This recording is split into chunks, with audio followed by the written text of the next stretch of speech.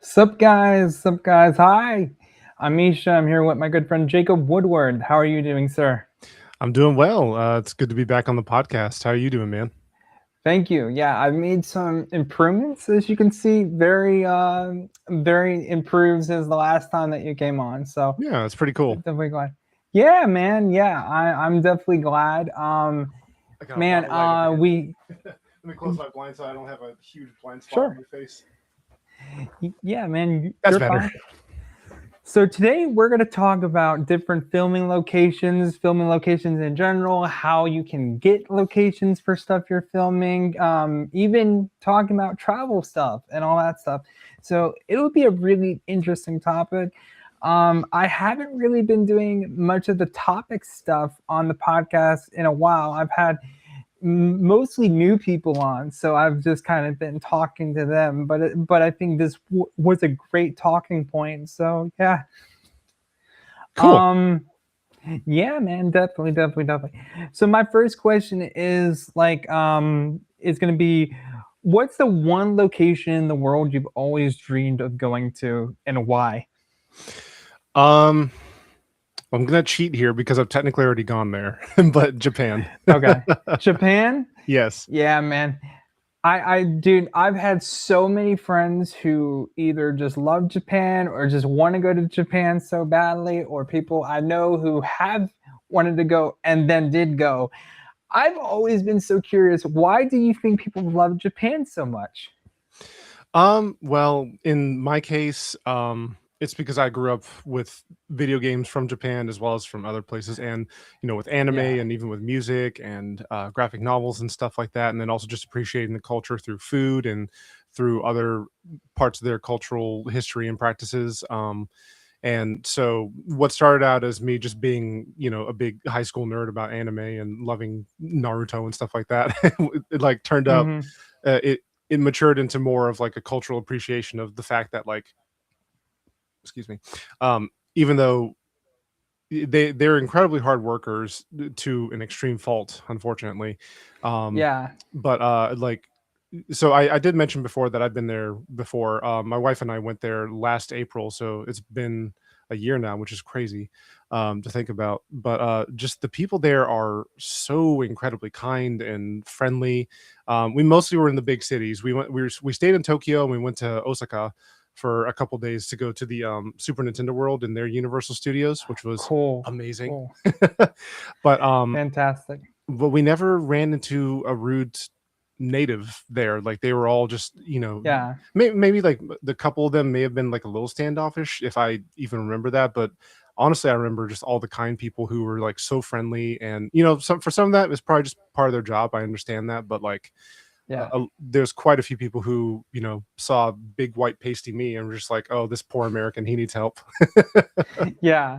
And I don't know if you knew this, but everyone in my family is adopted. I'm adopted, my younger brother's adopted, and my Oh, younger sister's from China. And then I have kind of like a step sister, that's what I call her. And so she's from China too. So we have a very diverse family. that's super And cool. yeah, and so I will say even people in China, they are very kind. So That's what I've heard. yeah. Yeah. Yeah, and I'm going to get a bit adult here because I've had different friends go to Japan for different reasons. Hmm. Some guys have gone over there to check out the girls, and some people have gone because of the food. Some people have gone because of the culture. I just, there's so many different spectrums why people decide to go, but it's always fascinating to me that so many people want to go there. So yeah. Yeah. And a big bonus, like if you're an American going to Japan, is that as it is now, the dollar is still very strong over there. Oh, I good. when I was doing like kind of conversions while over there of like how much it was in yen versus the American dollar, uh, I think for the most part prices were fairly comparable to like American prices. Like for example, we went into a really big basically like a huge like electronics department store that had like I think 7 or 8 floors. Like it was big, Yeah, wide and yeah. tall, which was crazy. Um, Uh-huh. and I ended up getting a Kirby game from over there in their Nintendo section. In an American like this was like a new game. It was unsealed, or I mean, it was sealed. It was untouched. But I think it ended up being like $54, which over here would have been about $62, something like that. So it's Okay. comparable. But Yeah. but the cool thing is like the food over there is cheaper and way better than over here. Oh yeah. Like Yeah. you could get a full meal for like a fraction of what it would cost over here, which was great. Yeah, and that's what I've heard from people too. Um, but yeah, I don't know. I'm not saying I don't like Japan and I don't like the culture. I do. It's just never been one of my top like five places. I'm like, oh, like I need to go there. Like for me, it's more like I would love to see France. I would love to go to Germany. I would love to go to I would love to go to Ireland. I'm just that there's so many other places for me that I would just want to go see before that. But Yeah. I don't know. I guess people just have different things they want to check out. So Yeah. yeah, I'd like to cool. check out Ireland one day too. Yeah, I've had a couple friends from there. So and I've had a friend who had so he had a friend from there, and so he was asking him very like basic generic questions that I think most people from the States would be asking people from Ireland. Like they're like, so do you just have hills of green constantly there, or like, you know, I typically, do you think people from Ireland drink more? Like just a bunch of very like generic questions. So Right. yeah, yeah. But no, he said, nope, we have boring 9 to 5 jobs here, just like everywhere else. So yeah. Um, so talking about filming locations, if you could pick, I don't know if this ties into the first question, but I guess this is more about if you could pick any location in the world that you would want to film a movie at or a project, where would that be? Um, that's a really good question. Yeah. I think. All right, this is gonna be kind of a cheaty answer. I think I would want to do a lot of the continental United States, and the reason why the reason why I would want to do that is because I'm a big fan of like travel movies and kind of travel media in general.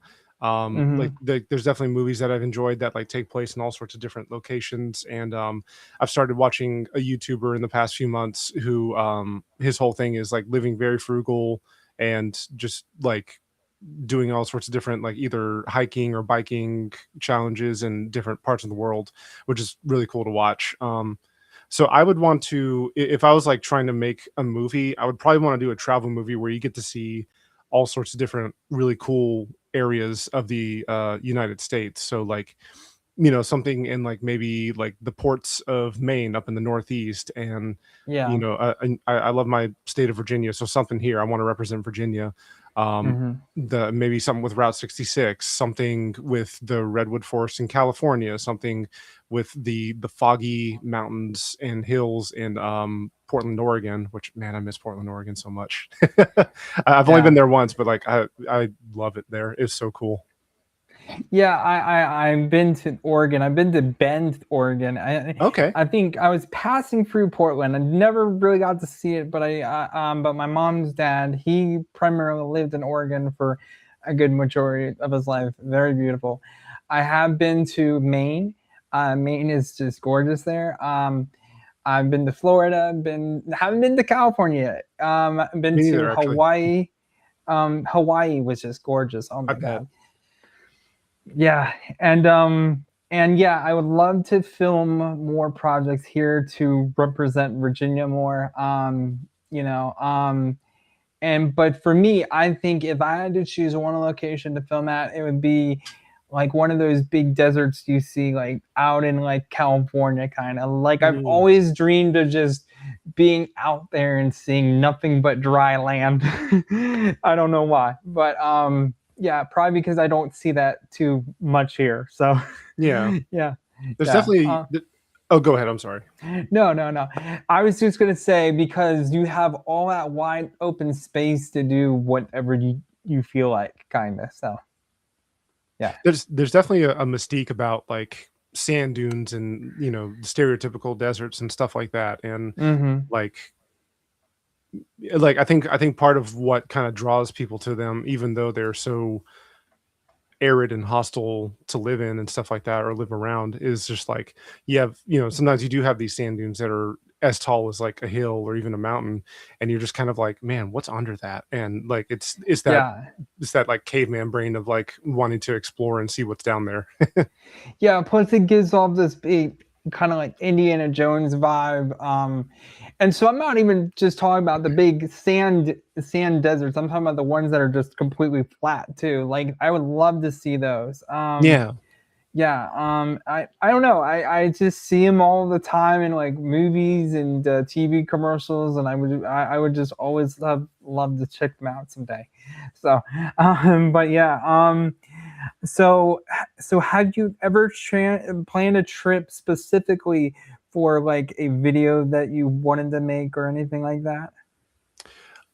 You know what? Technically yes. I went to, I forget the name of the city, but it's basically like a suburb of Chicago, Illinois, Okay. to spend a week with a friend out there, and Hmm. and I was shooting like a fan music video, for a song by an artist named Armin van Buren.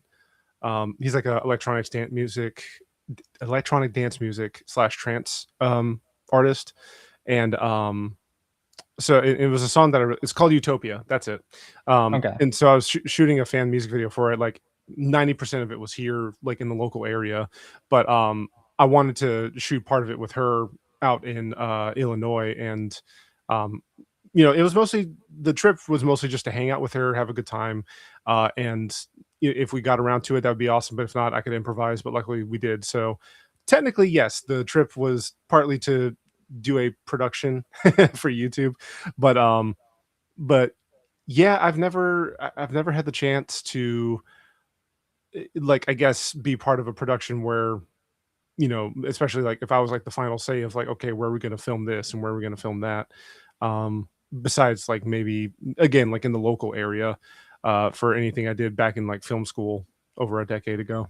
I'm old. Yeah. Yeah, and the reason why I asked that is because I'm actually gonna go up to DC, to Washington DC this Saturday or Sunday, and I'm gonna go with a friend of mine, and he also makes YouTube content, and we're gonna just go out there to film a gaming convention and stuff. So Cool. yeah, I think it's something gaming related. I don't know if it's a convention. I don't actually have all the details, but he told me about it, and I just bought the new DJI Action 6 camera, Hmm. and so I'm gonna use that trip as kind of my big test, um, to test out that camera. So yeah, should be fun. Cool. I think that would be Yeah, really cool. yeah, and so I've planned a couple trips. Like I've gone to Richmond a couple times to make content and stuff. Like so, so for me, there have been more travel related trips that I'm starting to make now because I do content now more. So yeah, yeah. Um, but I would love to see Chicago. I know my parents have been there a few times, and been to Detroit, which wasn't as bad as people say. Yeah, it's So not. Yeah, no, yeah, I think at least it's like it's definitely better than it used to be, just based on like reputation and stuff. Um, yeah. I was there back in October for a family slash in-law trip, and I mean, I didn't see a whole bunch of the city, but we did go to Red Wing Stadium to watch a hockey game, which was freaking awesome. Cool. Um, but it was really nice around that area. So Yeah, honestly, it reminded me a lot of Norfolk. I don't know yeah. why. Like, yeah, just it kind of gave off that same vibe. So, yeah, and I was just in Norfolk yesterday. I was out there and we were filming a new music video I just did. So, I saw your post which about is cool. that. Cool. Yeah, and so it went well. So we got shots of different places in downtown Norfolk, and yeah, I'll get that done either tomorrow or probably the next day. So yeah, yeah. Um, so like, um, so when it comes to your films, like, have you ever wanted to make like a road trip type of movie or something like that? I have actually the screenplay that I wrote for my master's thesis back in school is kind of it partially is kind of like a road trip movie per se. I don't want to give too many details away because the story is close Yeah. to my heart, but there's a character in there who makes his way from the UK all the way to America, and because I'm me, he washes up on the Virginia shore because I got to represent my home state. Yeah. Um, but he goes through parts of America, he goes into like South America and stuff like that. So I like a travel movie, and then I actually Andrew and I we worked together with a producer to try to write a screenplay which was another travel movie. It takes place in part of America, and that also actually goes down not into South America but into Mexico. So Wow. Okay. I for some reason I'm starting to see a pattern here. I'm Yeah. getting drawn to travel stuff. But this is such a good topic. Right when you said it, I was like, why did I think of that? And so talk about Mexico. I had an aunt and uncle actually moved down to Mexico for a couple years. They did stuff for their church down there. And it's not as easy to move to Mexico as people probably think it is. I just said, I know it was probably way easier for them to do it back then compared to now, probably. Yeah. But yeah, Mexico has always been just a very interesting place. Like I kind of like that it's so urban and so kind of like off the cuff, and you don't know if you're going to be in danger. Yeah. So Yeah. I've always just been like, man, but yeah, I'm just, and because of the culture and the food and the people, they're just that there's so many different places that I'm drawn to for different reasons. Some of it is because of their topography or how they look. Some of it is just the culture. Some of it's the people there. It's just all types of different aspects there. But like, let's say if you wanted to just, I'm not talking about like trying to make a movie. I'm talking about like if you went on a vacation and you wanted to document your vacation, what gear would you pick to take? Ooh, what gear? Okay. Yeah. That's a good question. I do have some wireless mics. If I'm planning, oops, I hit the mic, sorry. um Getting animated here. If I was to plan a trip where part of the goal of the trip was to document it, Hmm. I would definitely take in consideration the equipment that I have. So yeah, I would bring along the wireless mics that I have for very convenient, easy setup. Yeah. I would definitely bring at least one DSLR, probably my Sony Alpha, Okay. because I love that camera. Like beautiful 4K images, and is a mirrorless, so you can crank the ISO on that bad boy, and it's just you can film like in the pitch black dark and still have a seeable image. So Yeah. are you talking about the A7S or are you talking about a completely different one? I have well, actually, it's Andrew's and I's. We co-parent this camera, but Good way to say it. yeah. I hope he sees that. But yeah, we have the Sony Alpha. I have it over here actually. One second, so I Sure. don't have to guess about it.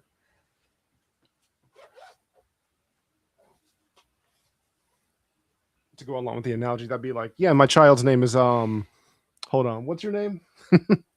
Ben. Yeah.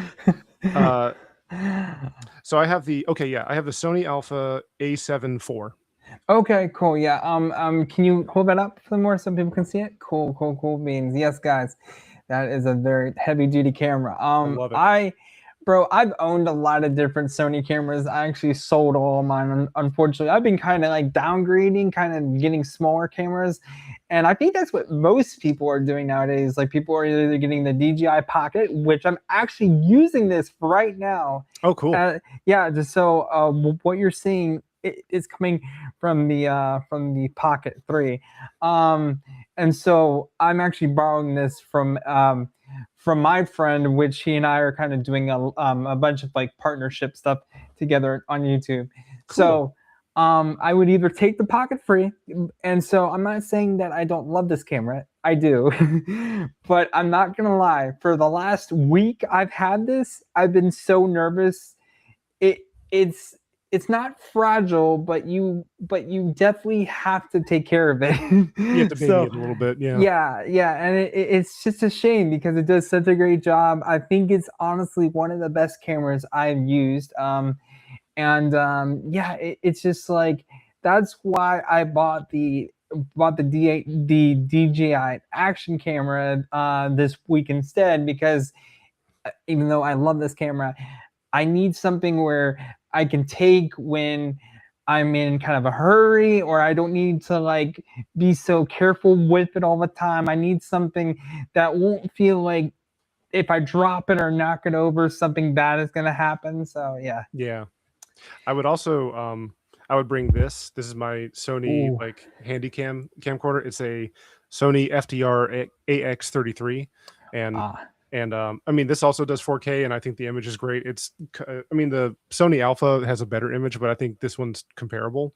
Yeah. Um, and like this is one of the cameras I also use for a lot of my drum covers and stuff, because you can just put a SD card in there and the battery's really good, and it can go for a long time. I've gotten some.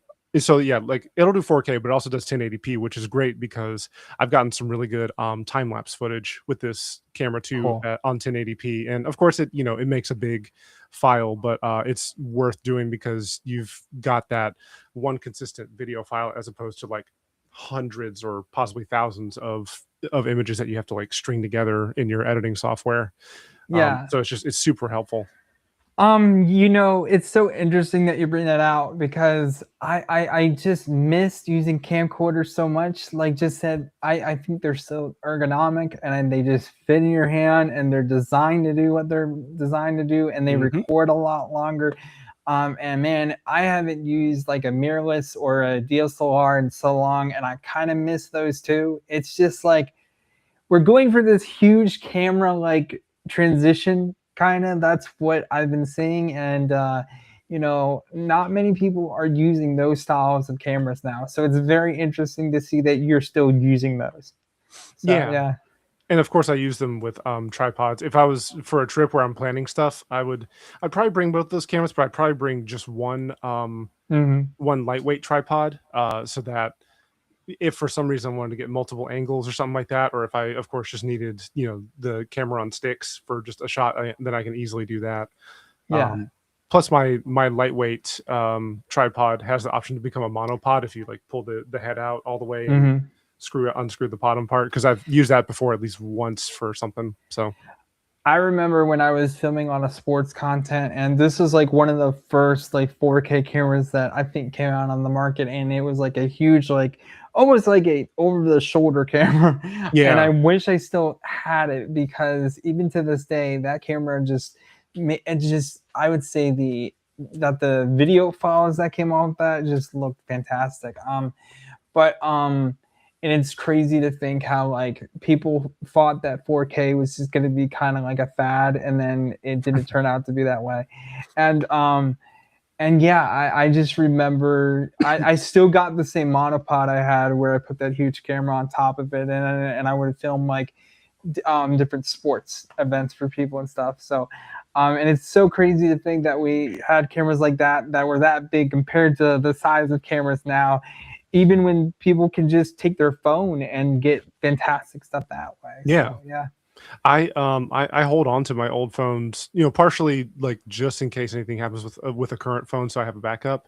But I Hmm. mean, honestly, mostly because like even in the past, I'll say 10 years, like phones, whether it's Android or iPhone, have really really good cameras on them, and you can, once you sort of decommission a phone for daily use and use it for whatever you want to, you can use a perfectly fine cheaper Android phone for if it's got a really good enough lens, you can use that as a straight up vlogging camera. I've used it as a additional camera for my drum covers, set up on a really cool little tripod that my uncle got for me years ago that's got magnetic feet. And so since Cool. since the hardware I have for like cymbals and stuff is made of metal, I can like attach it to there and get like a really neat, interesting angle without having to like shove a whole tripod in there and stuff like that. But I mean, they even sell action mounts for smartphones. So I'm thinking Yeah. about maybe getting one of those and using it with one of my old smartphones, just like as an action cam kind of thing. Yeah, and that's why I kind of decided to get these new cameras, because even though using your smartphone is great, like the two big things, the two big drawbacks from using your phone is that of course you're going to get all your notifications bombarding you on your phone while you're trying to film, and of course when it comes to storage space. Yeah. So I have mine has 128 gigs, and I just bought a I think it's over there somewhere, but it's like the small USB-C thumb drive that will come out the back end, Okay. Yeah. and I can still record all my stuff onto there. So, but those can get kind of expensive, so it's not preferred. But that's why I got the new Action Cam, so I can have like a dedicated kind of vlog travel camera. Since that's kind of where my content's been going, I've been going out to like different events and stuff, and been streaming or either filming different events. So that's kind of what I need right now. So Yeah. yeah. But yeah, it's just awesome timing that you picked about different places and different locations, because that's kind of what I'm doing a lot more now. And I'm gonna start doing a lot of like theme park content too Mm, someday. So yeah, so that's also why I kind of went with the extra camera in case I need to like bring that on something. But yeah, yeah, cool. I am yeah, speaking of smartphone cameras, so my current daily smartphone is the Samsung S21 Ultra.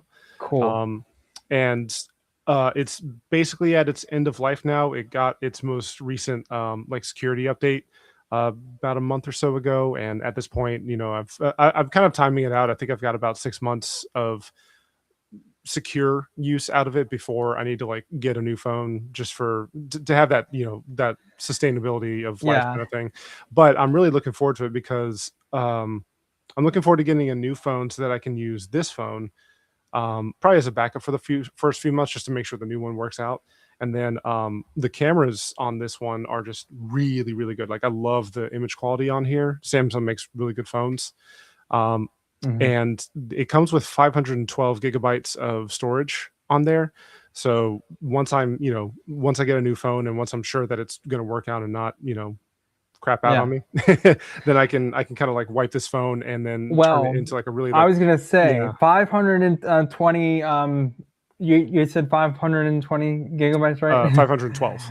512 is a lot better than 128 or something like my iPhone 15 Pro has. But I will say, even though my phone is like 2 years older or so, man, I am still like so blown away by just how good the video quality from this phone is. Like honestly, this has been my favorite phone I've had.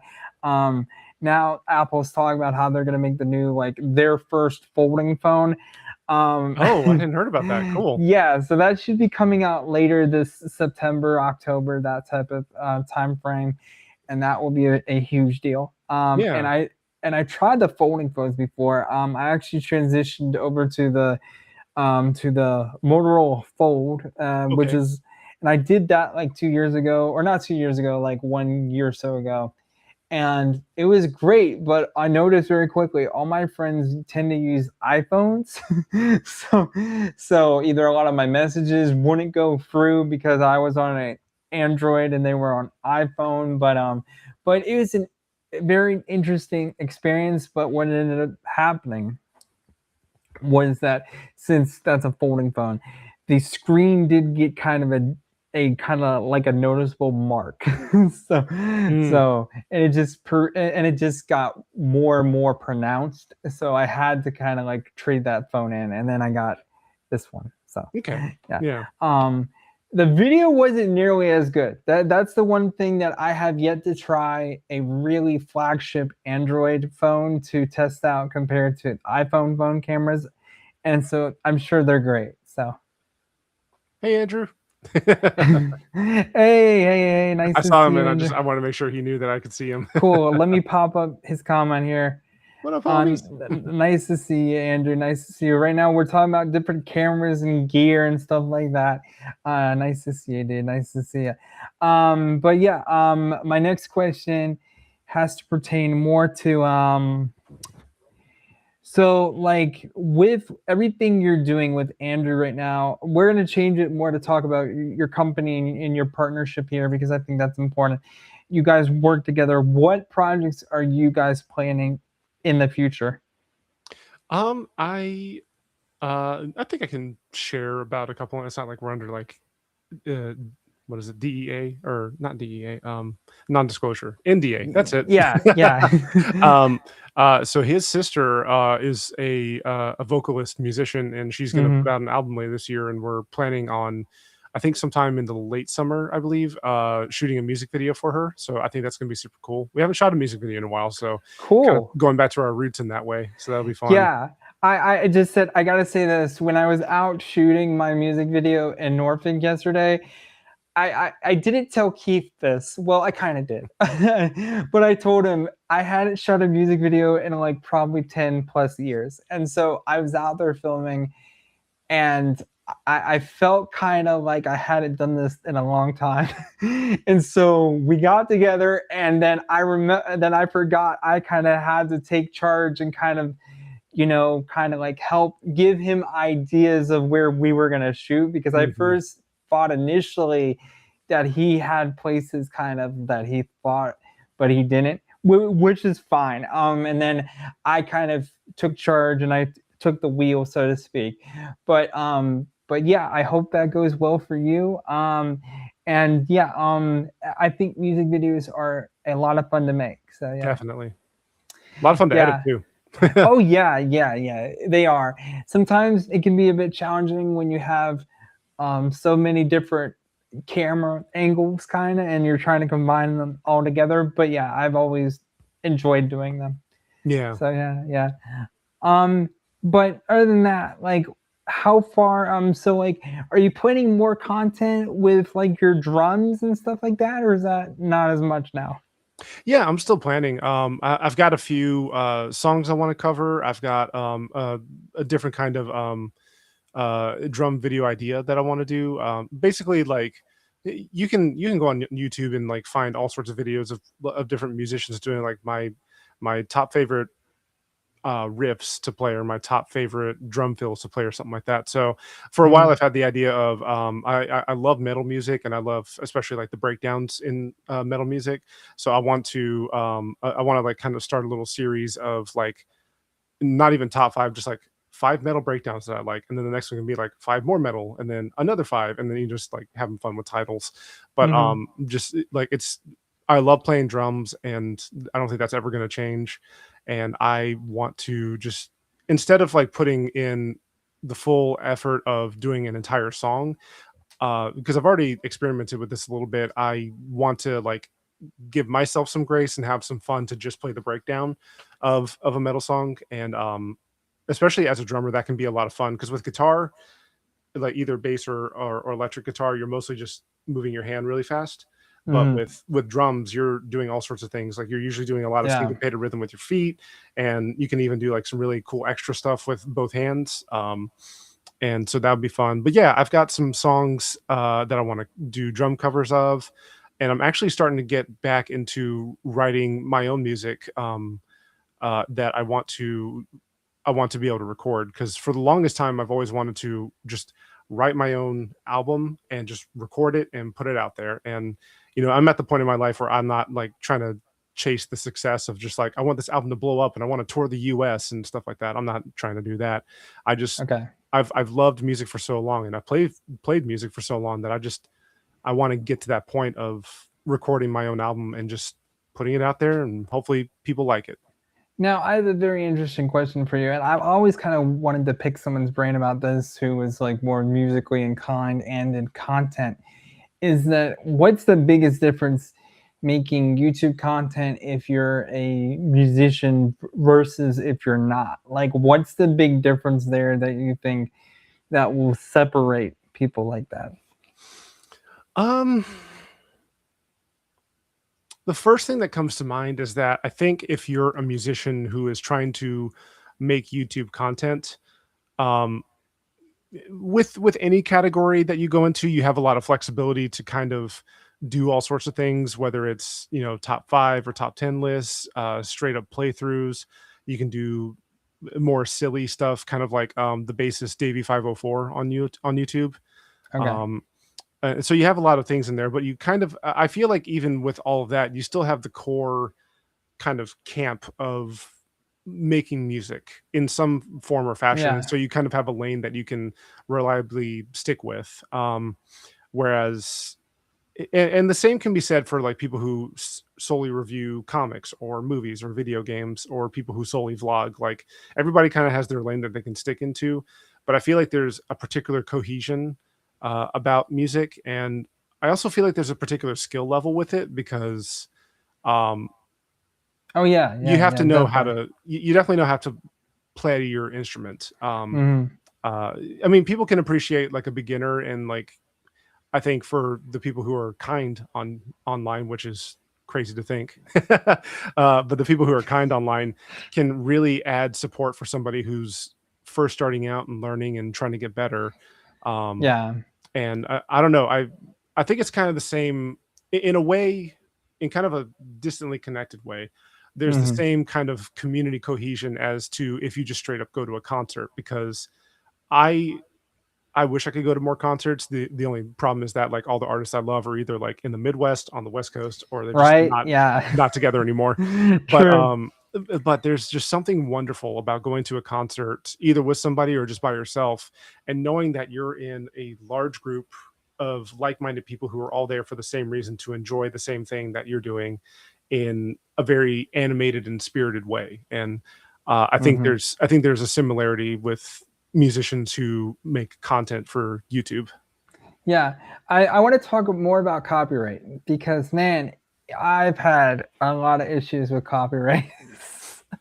um Not so much with music, just the music part's been fine. It's more so when I go out to these live events, they'll either have copyright music blasting in the background, and then I Yeah. have to mute the whole video and put copyright free tracks into it, or just stuff like that. But when you post your musical abilities out there on YouTube, are you worried about people taking your music and your songs and then using it for like their projects, or does that not bother you?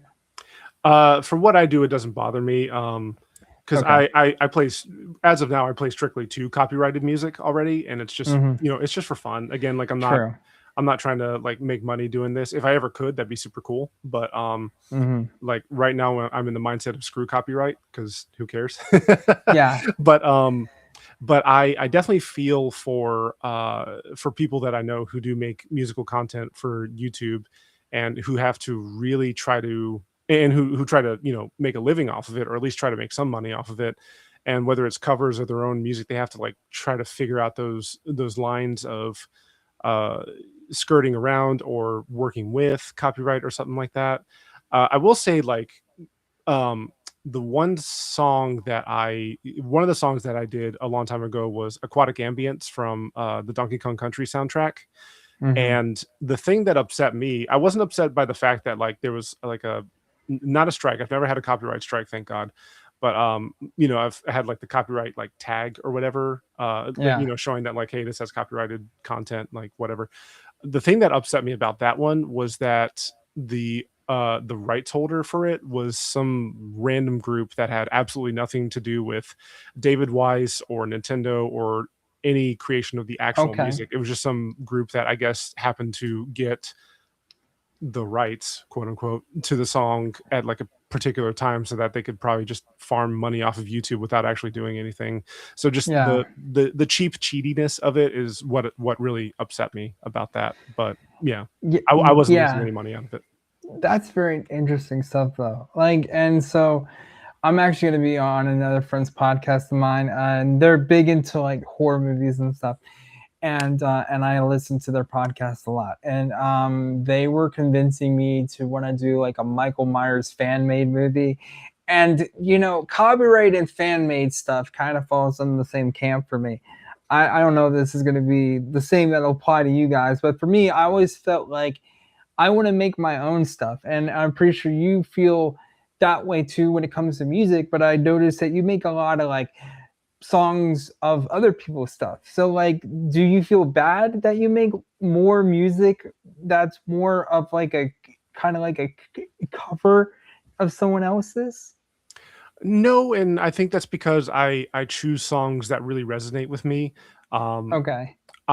in probably like a really grand sense, I wish I did more of my own original stuff, but that's only because I need to.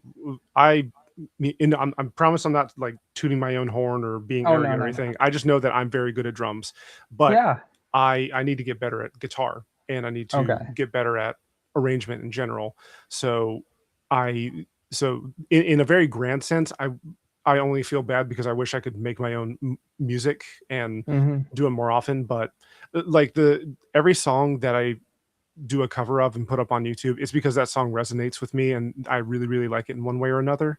Yeah. Um, I don't really, as far as like drum covers go or any sort of musical content, I don't make content to try to fit into a trend. Because I think I mentioned this last time I was on the podcast, but quite a few years ago, I tried to challenge myself to make one high quality video per month Yeah. to try to, and like, a little bit of it was like kind of chasing trends, but mostly just like doing again things that resonated with me and seeing what stuck and what got out there. And I'm proud of like pretty much all the stuff I put out there, but I got really burnt out after that. I can And tell. I can tell, dude. And yeah, it just that that's kind of leads into my next question is that I'm on that train right now where I'm posting stuff every single day. I whether it's a live stream like what we're doing now, or whether it's me filming, and then I come home and I get the vlog done and I post it. And now this is kind of like my job. And so my question to you, and so this is a very like direct, honest, like yes or no for you, is like, is that do you regret kind of getting so burnt out doing this?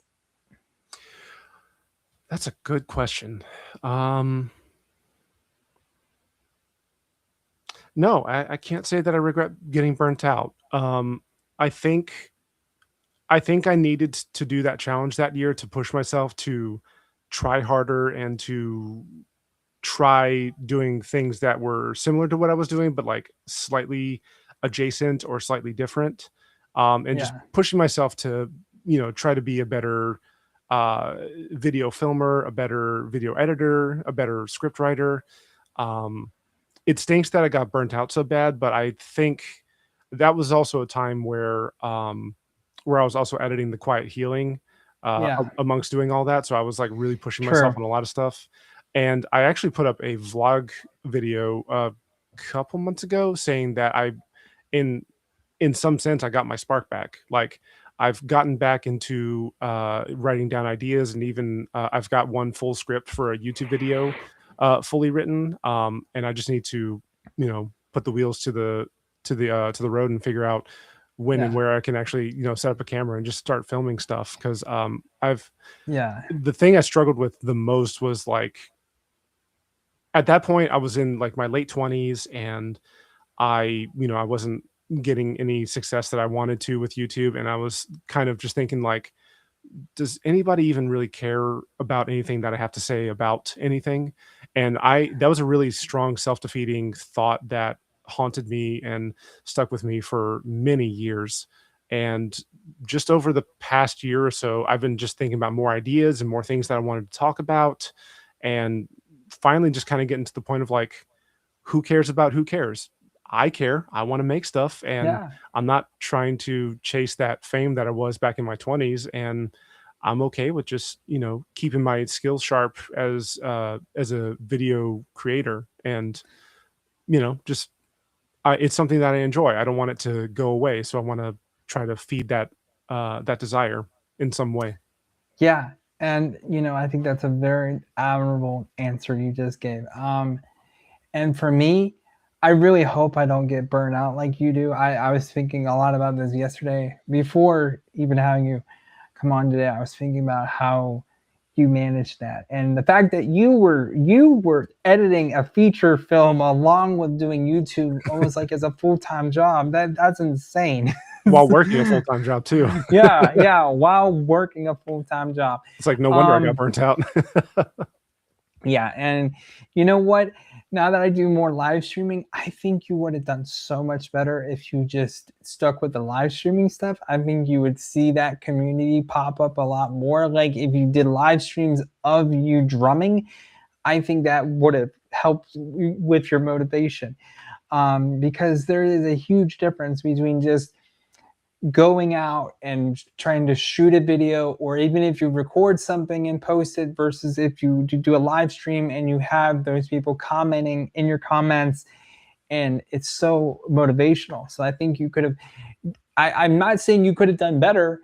I'm thinking it would have helped you see that people do care. So yeah. Yeah, and I think a really cool thing is that in the past, I'd say about 5 years or so, uh, I think people have really figured out how to make live streaming while playing drums work.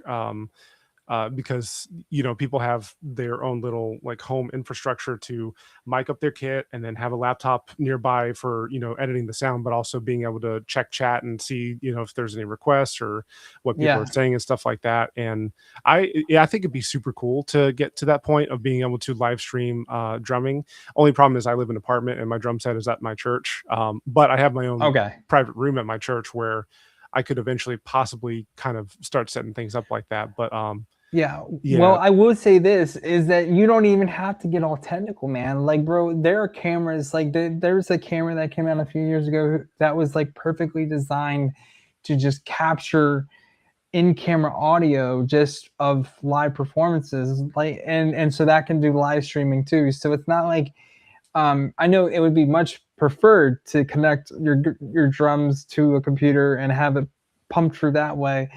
But even if you just did a live stream on your phone and you just did it that way, I'm sure people would be fine with that too. So because I've seen a lot of live streamers just do very basic stuff, and so they get more views than me. yeah. So yeah, And there's definitely I something to be said about that, but it's just the one big thing about drums is that they're just they're very loud, and yeah, that's true. and nobody wants to watch a video of like peaked audio for like 3 minutes, Yeah, let alone 30 seconds. So I think that's part of why, if you want to do live streaming with drums, you can do like a small stream like on Instagram live or whatever with your phone, just like show off a little something. But if you want to like do like an hours long stream, I highly think that you really need to true. have good equipment that's going to sound good so that you're not busting out people's eardrums. Yeah, and so I too bad I don't have a picture of that camera that was like, because it's a camera, but it has a really fine engineered microphone that's meant to capture live performances. That's super cool. And yeah, it's a part of Zoom. I think it's because they make audio gear, and then when they made a camera, people are like, "Wow, that's bold." So but I yeah, have to I'll look that send up. it to you. Yeah, I'll send it to you later. Hopefully they still got it out. It was a very bold move, and I wish more audio equipment did that, where they would make cameras that were designed around audio would be good. But yeah, I just wanted to pick your brain about these questions because I was thinking about this a lot last night about just everything you did, because I feel like I'm where you were. Just that I feel like it's a lot for me, dude. Like I am constantly like trying to think of new ideas, new videos, trying to find events to go film at or stream at. And I'm not saying I'm burnout or I'm like anywhere near to getting burnout, but I'm so afraid that I'm gonna start feeling the same things that you did. so so I don't know. What advice can you give me? I So it's good that you're not feeling the burnout yet, and No, no, I think from what it sounds like you're not even really feeling like the creeping shadow of burnout coming up on you. Um, no. I would say like I think the very first thing that comes to mind is make sure to give yourself grace. That that you don't that I mean, it's good to, like, try to innovate and try to think of new things, but that you don't have to stress yourself out super hard to do so. If people are enjoying a specific style of content that you're making, then you can kind of stick with that, and then, maybe do the same thing a couple times, or maybe um or maybe, like, do the same thing but, like, slightly change the formula every now and then. um but yeah, definitely, I think the biggest thing is just give yourself grace and try not to give yourself too much pressure. And if you feel like you need to take a break, and as long as you have the financial stability to be able to do so, and to not pressure yourself in that way as well, I would say take a break if you need to, because my burnout forced me to take a break for quite a long time. I Hmm. mean, the good thing was that I continued to make drumming content, uh, because I just love playing drums again, and especially, like, I have a yearly tradition of doing a Christmas drum cover that I Yeah. I just love doing.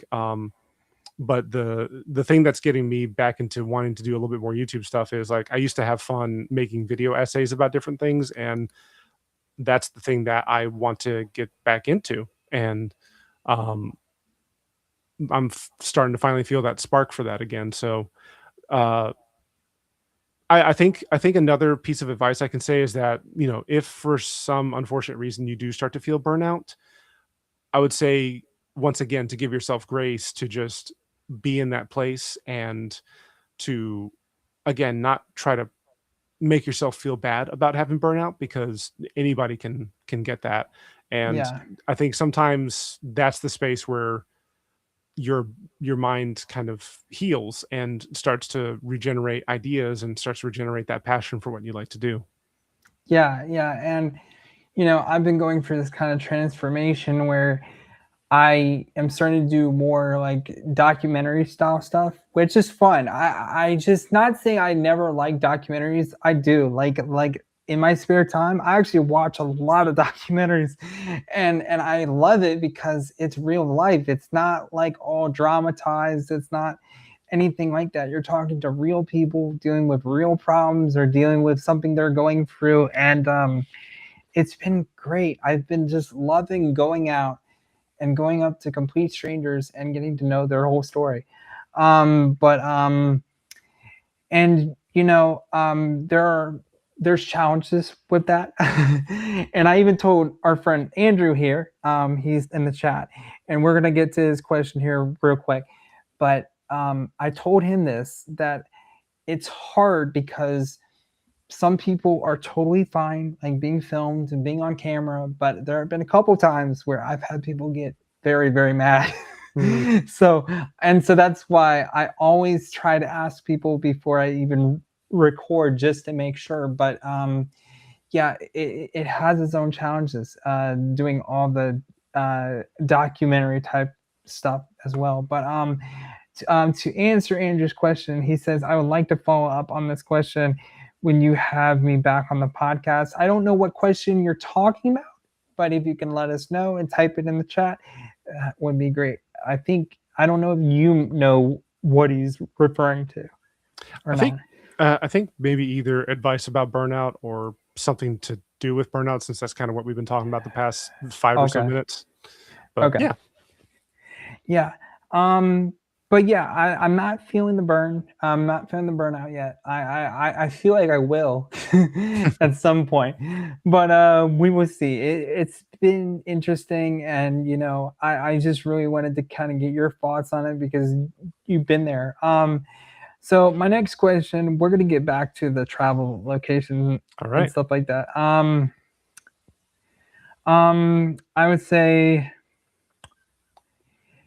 I so like pertaining to some of the stuff you're working with Andrew, are there any sort of like travel expenses or anything that you guys think you're going to deal with some of your projects moving forward, or is that not a problem?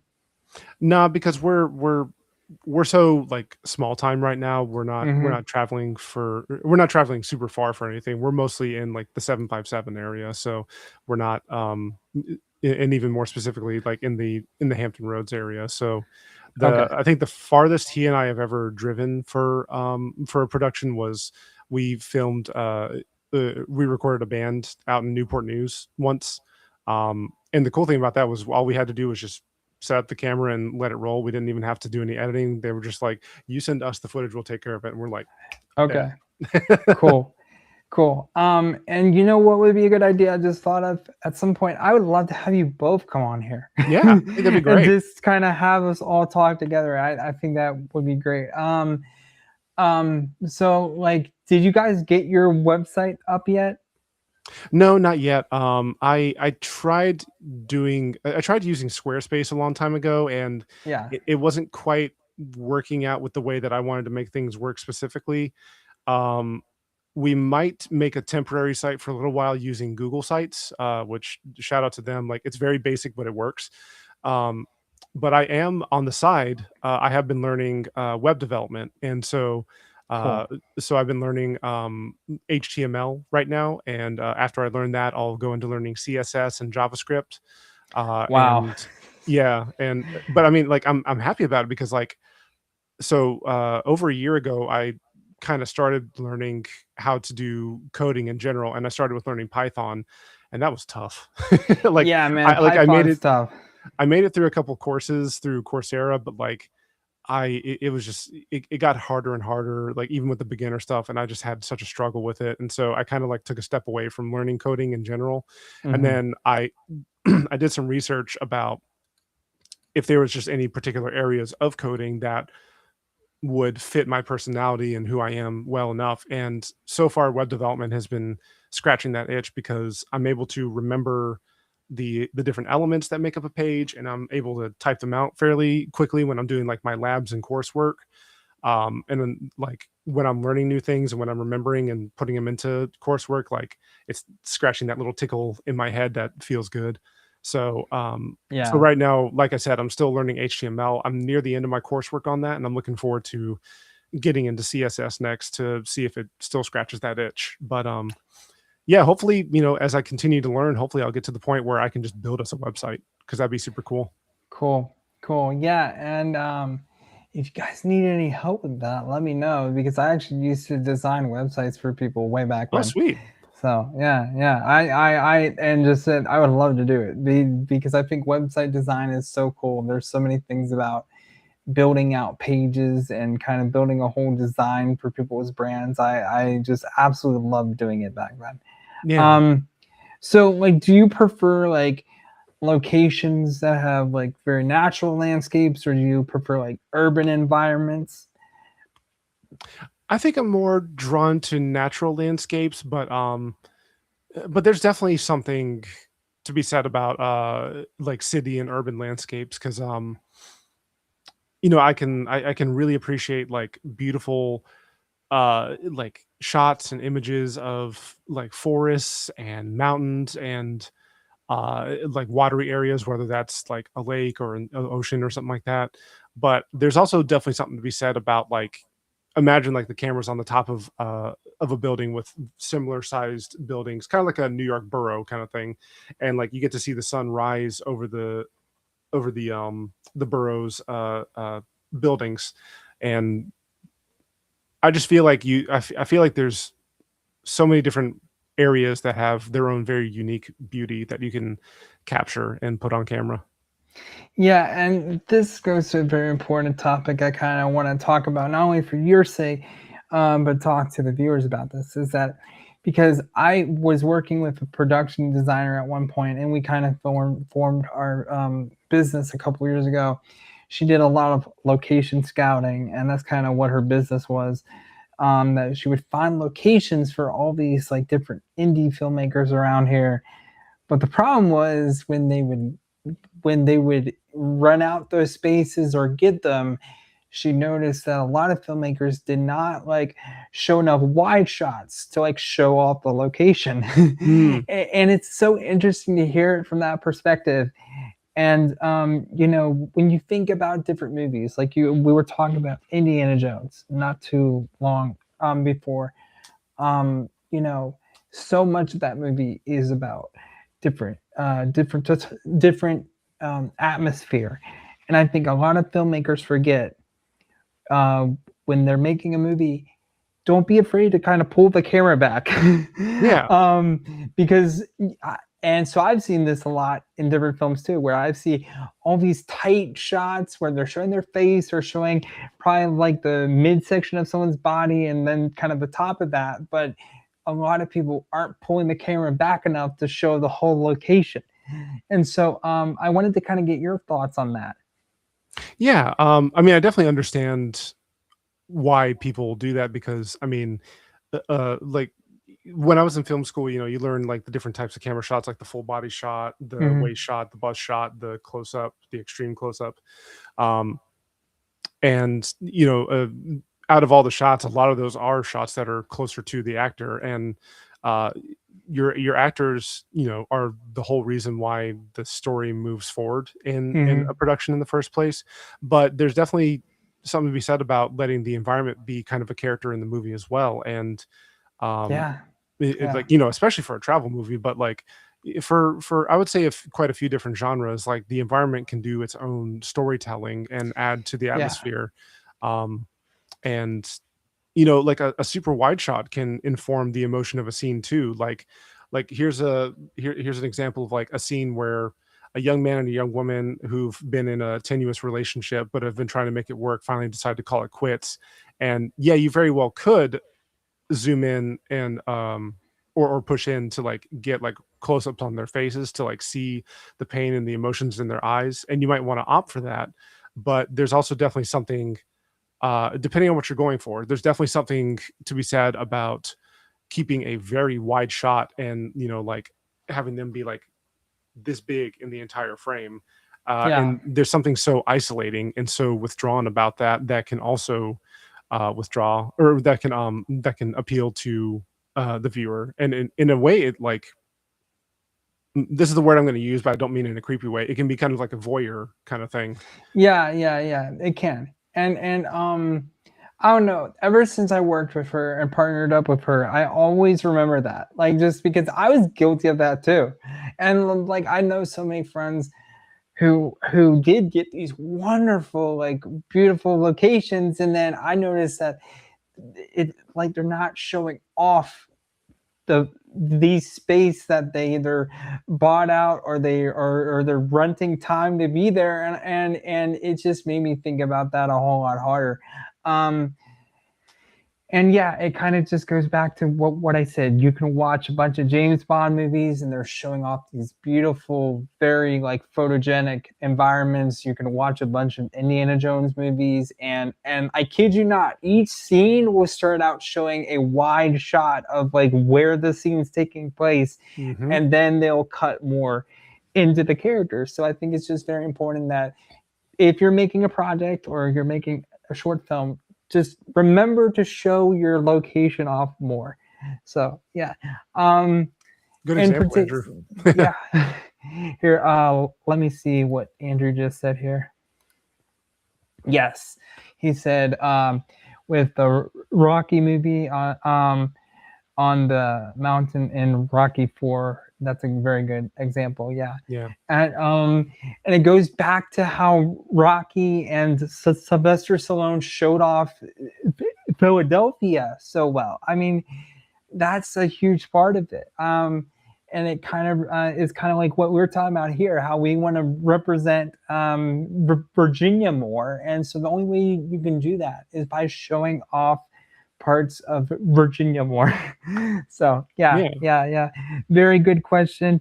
Nice to see you, Slim. Hi, nice to see you. That's my good friend Slim Devon there. He's a theme park live streamer out in Cool. California. Nice to see you, buddy.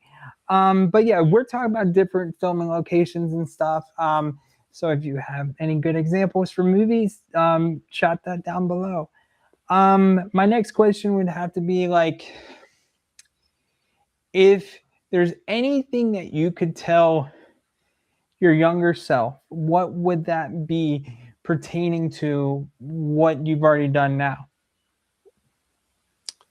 Man, there's a lot of good questions tonight. That's what people know me for. Oh man. Okay, so what would I tell my younger self pertaining to like what I Yeah. know now and what I do now? Hmm. Um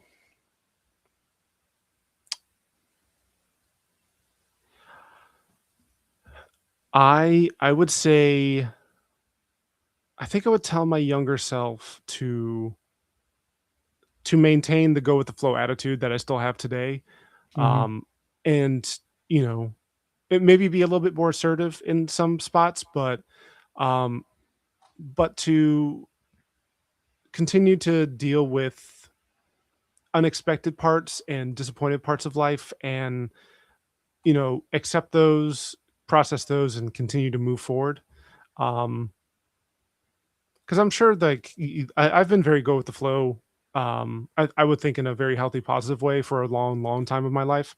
But I'm sure there's been parts where something happened that just kind of stopped me in my tracks, and uh, that I probably could have dealt with better. Hmm. Um, and yeah, I think just being adaptable, and which especially like if you get into production business, TV, film, etc., you have to be adaptable because things go Yeah, wrong all the time. all And the time. yeah, and just being willing to not only adapt but try to find the positives in what's going on. And I think I would also tell myself in the past, have fun with YouTube. Don't try to make it your career, because it's going to lead to it'll lead to burnout, but it'll also lead to envy of some of your friends for a while that would not be healthy for you. Because I did deal with Yeah. some envy of either friends or just people that I knew who were making it and I wasn't. That's a really good topic. I would love. I want to take that down after tonight's podcast. That's a really good topic to talk about.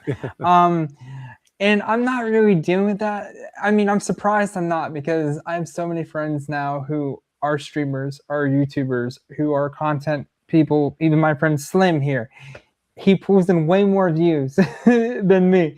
But I that hasn't affected me though. I always tell myself, the right people will tune into my stuff, and I truly do believe that. I tend to get more views after I post my live streams, so that's good. I get lots of good comments afterwards. Sometimes not as much during, but I get a lot of good feedback after I post them. But yeah, that's a really good topic. My next question was going to be something different. It's kind of a question, but it's talking about some stuff. Is that I watched this person make a video about the red light district. I think it's in China, Mm. or it might be in Japan. I'm sorry to those people if I get that wrong, but it was so interesting, and like just hearing about how people have to pay to film at certain parts down in that part, because it's run by the mob, or Mm. it's run by the mafia. And it was so interesting to see how big professional studios have to be so careful about filming in different locations like that. So it's just very interesting.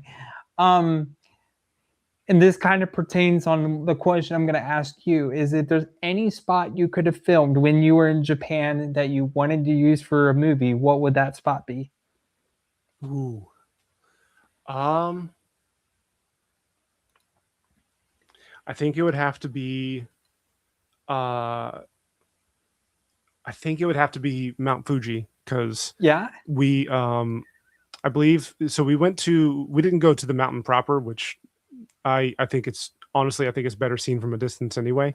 Um, but we went to a town just outside of the mountain called, I think it was called Fujioka. It Uh, has Fuji in the title of the town.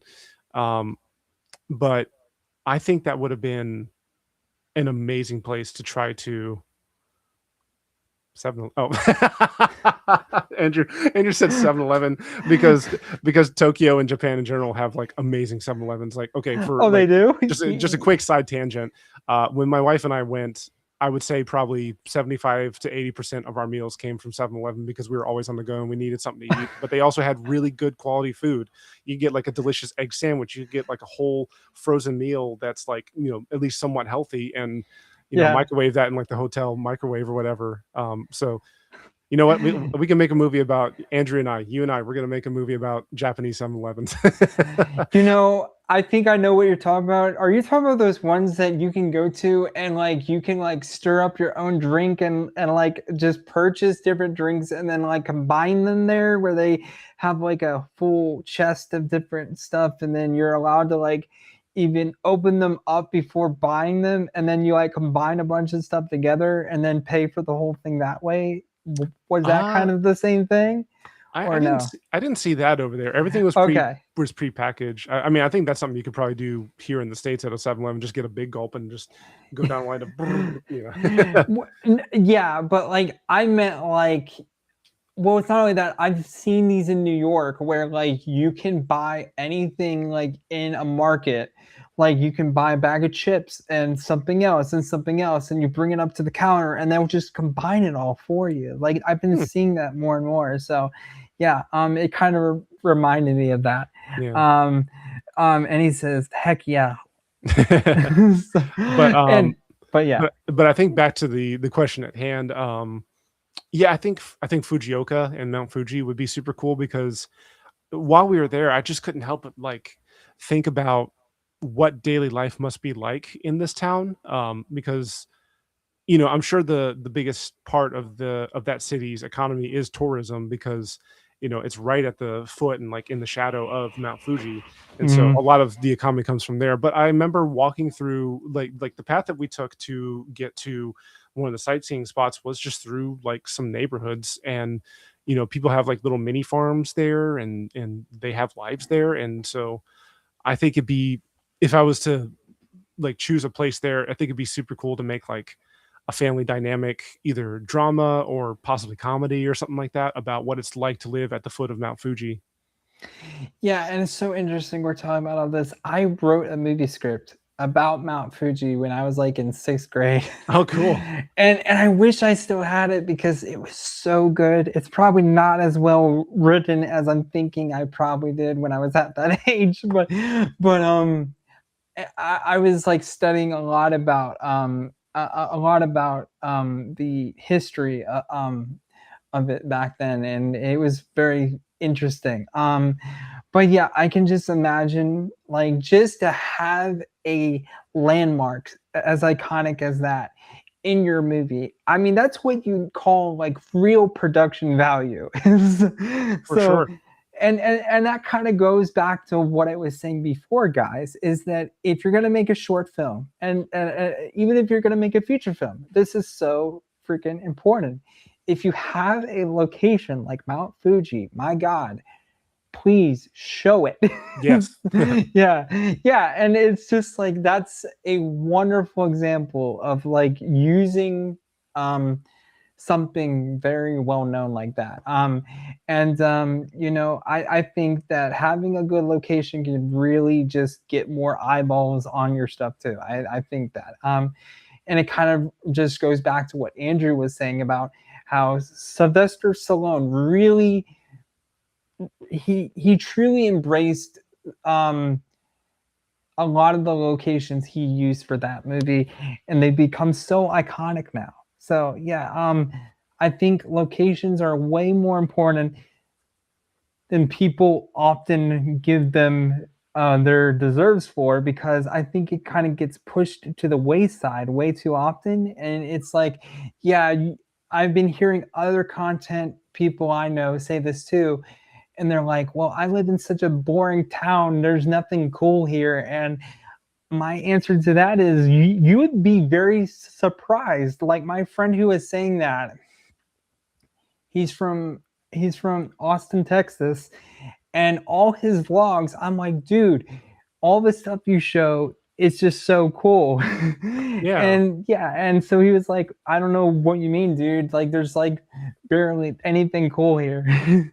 But yeah, I think it just depends on the person. And he flew all the way to Paris because he felt like he needed to show something big. And it's like, and I told him I was cool with all the content you were doing, like from your hometown, man. I thought that was very interesting to see. So even if you live somewhere where you think people won't be interested, I guarantee you there are people out there that will be interested. So yeah, Yeah. yeah. But to wrap things up, kind of like I think if you were going to make a movie here, what are some of the main places that you would show off? Um, so I'm gonna use the whole state of Virginia for this. Sure. Yeah. Um, I would definitely show off Virginia Beach just because, people like beaches, and that's always Yeah. a good place to set up some sort of scene, whether it's a romance scene, a comedy scene, an action scene, just anything like that. I would definitely want to show off my hometown of Chesapeake, because I love this city, and I feel like it's got so much to offer, especially for the fact that like you can drive 10 minutes one way and be in, like a shopping district, suburban area, and then you can drive 10 minutes the other way and then you're in farmland. And I think there's just Yeah. something wonderful about that. But then even getting outside of the Hampton Roads area, um, I've driven through a decent amount of like mid South and kind of Southwest Virginia, and just the sparseness of houses and farmland out there. Just like sometimes the rolling green fields and all the pastures and stuff out there can be very beautiful. The mountains in Virginia, the Appalachians, Oh yeah. Yeah. like Massanutten and Wintergreen, those are rife with just wonderful things you can do up there. And then getting to like the northernmost parts, you have like Arlington and stuff like that, where you're just a few steps away from DC, and so that's kind of its own different vibe and energy. Yeah. And Virginia has so many possibilities for a lot of just cool things to film. And also, there's Williamsburg if you want to like get some like period piece colonial stuff out of it too. Yeah, and you just hit the nail on the head there. You named so many beautiful spots that I think, especially for people in Virginia, there's not a lot of people who make YouTube content in Virginia. I know I know three other people, including you, plus Andrew, that all make content here, and yeah, and that's another thing I would like to say is that I saw a feature film lately that used the Virginia boardwalk in like one of their scenes for their Hmm. movie, and I instantly saw it, and I was like, "Holy cow, that's so cool!"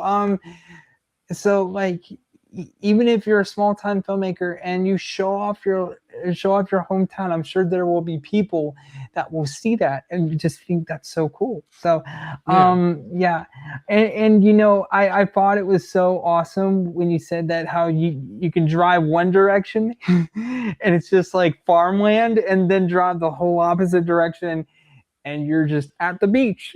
So Yeah, yeah, exactly. yeah, and I think that's what makes it very diverse. And then I've been up to Wintergreen tons of times. Beautiful, beautiful spot. Like last time I was up there, I was filming constantly because it was so beautiful there.